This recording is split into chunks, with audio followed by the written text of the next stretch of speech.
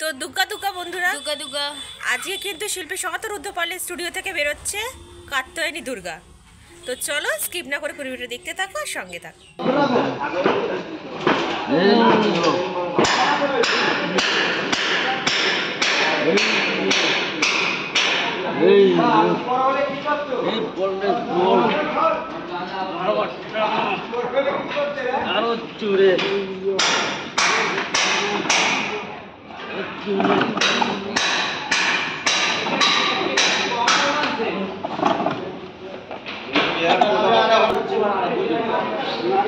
এই মুহূর্তে কিন্তু শিল্পী সনাতন রুদ্রপালের স্টুডিও থেকে কাকতায়নী দুর্গা বেরোচ্ছে।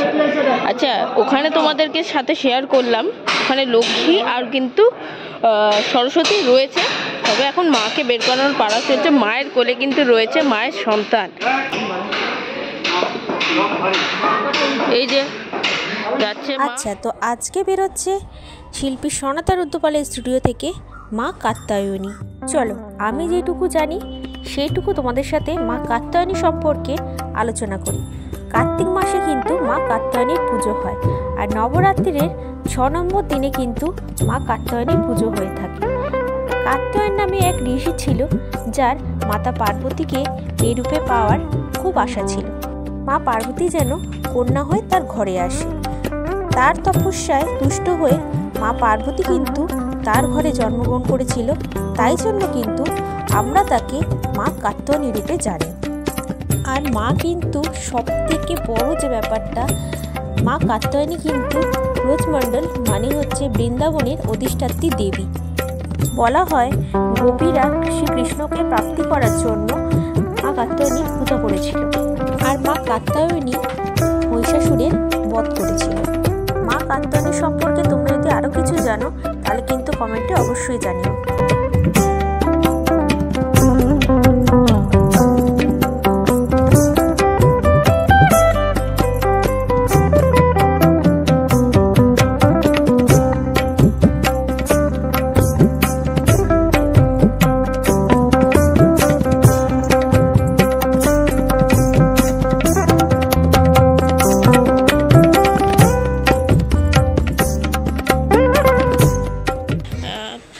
গাড়িতে উপরে ওঠানো হলো, আর ওখানে ওই বাচ্চাটা, ও গাড়িতে এখন উঠবে, আমি উঠেছি বলে সেই কারণে ওই বাচ্চাটা দুষ্টু বাচ্চা, হ্যাঁ দেখো।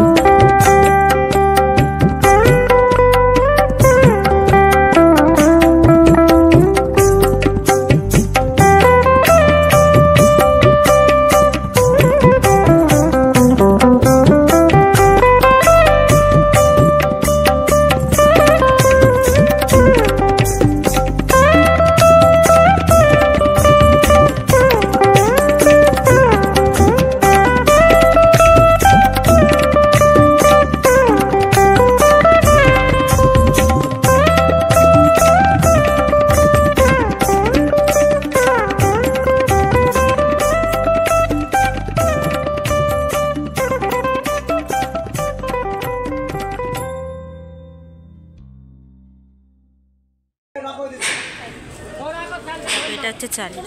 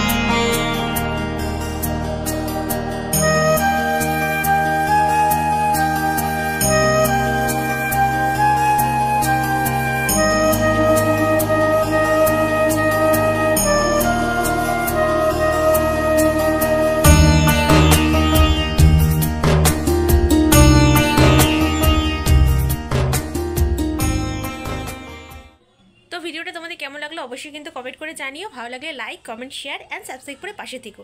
আর যদি কিছু ভুল বলে থাকি তাহলে কিন্তু তোমরা অবশ্যই কমেন্টে জানিও সঠিকটা কি। দেখা হচ্ছে নেক্সট ভিডিওতে। ততক্ষণ জন্য সবাই সুস্থ থেকো, ভালো থেকো, সঙ্গে থেকো। টাটা।